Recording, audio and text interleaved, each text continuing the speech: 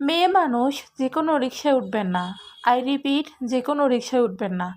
টানা 2 দিন 2 অদ্ভুত কাহিনীর মুখে পড়ছি। গত বৃহস্পতিবার লাভ লাইনের মুখ থেকে নন্দনকাননের জন্য একজন বৃদ্ধ রিকশায় উঠি। উনি এক নাটক করে, তবে ওইটা আমার জানের উপর দেওয়া যায় নাই, এই জন্য লিখিনি। 2 দিন না যেতেই আজকে আবার অন্য নাটকের মুখে পড়ছি। সন্ধ্যা 7টার দিকে নন্দনকানন থেকে আন্ধারকিল্লার রিকশায় উঠছি। ওই লোকের রিকশায় ওঠার আগেই আমি বলছি চেরাগি দিয়ে নিয়ে যেতে। আমি ওঠার পর উনি আমাকে বলে তুলসীদাম দিয়ে যাবে, কারণ ওনার নাকি তাড়া আছে, মেডিকেলে যাওয়া লাগবে। আমি তখন বললাম ঠিক আছে। এবার উনি তুলসীদাম এসে পাশের কাটা পাহাড় দিয়ে রিকশা নিয়ে যাওয়ার জন্য সামনে আগানো শুরু করে। আমি ওনারে বলি এদিকে যাব না তো, আমি ব্রোশ ব্রাদারের সামনে দিয়ে নিয়ে যান আমাকে। উনি বলে না আপা, এদিকে কাছে। আমি রীতিমতো চিল্লানো শুরু করি এদিকে যাব না বলে। এরপর উনি আরেকটু সামনে আগায় রিকশা দাঁড় করায়। চট্টগ্রামের আন্ধারকিল্লার নন্দনকাননের মানুষ আশা করি কাটা পাহাড়ের রাস্তাটার কথা ভালো করেই জানেন। পুরো অন্ধকার, সাধারণত মানুষ চলাচল করে না খুব একটা, ইভেন একটা লাইট অবধি নেই এই রোডে। পরে এই লোক আমাকে জিজ্ঞেস করে কয়টা বাজে। আমি প্রথমে বলি আগে আপনি রিকশা চালান, থামাইছেন কেন? এরপরও উনি আমাকে জিজ্ঞেস করে কয়টা বাজে। আমি তো মোটামুটি একটু ভয় পেয়ে গেছি। ভয়ে ভয়ে ওনাকে বললাম 7:20 বাজে।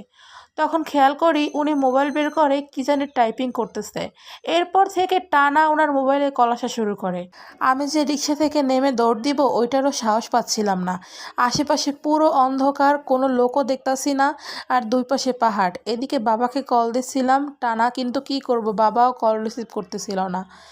কি করব বুঝতে না পেরে আমি তো ভয় পাচ্ছিলাম। হঠাৎ দেখি দূরে একটা মোটরসাইকেল। এক লাফেই আমি নেমে গেলাম রিক্সা থেকে।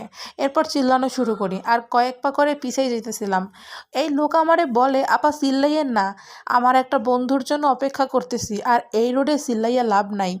লাকিলি ওই মোটরসাইকেল এসে দাঁড়ায়। ওইখানে এক মহিলা আর একজন আধবয়সী ছেলে ছিল।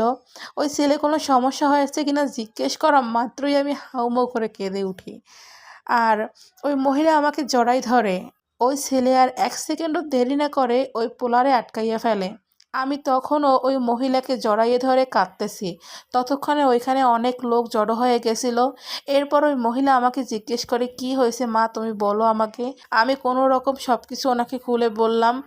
উনি শুনে আমাকে আরেকটা রিকশায় তুলে দেয় এবং সেও আমার সঙ্গে সঙ্গে ওঠে এবং আন্ধারকিল্লা আমাকে নামাই দিয়ে যায়। পুরো রিকশায় আমি খালি কাঁপতেছিলাম, স্টিল নাও আমার পুরো শরীর কাঁপতেছিল।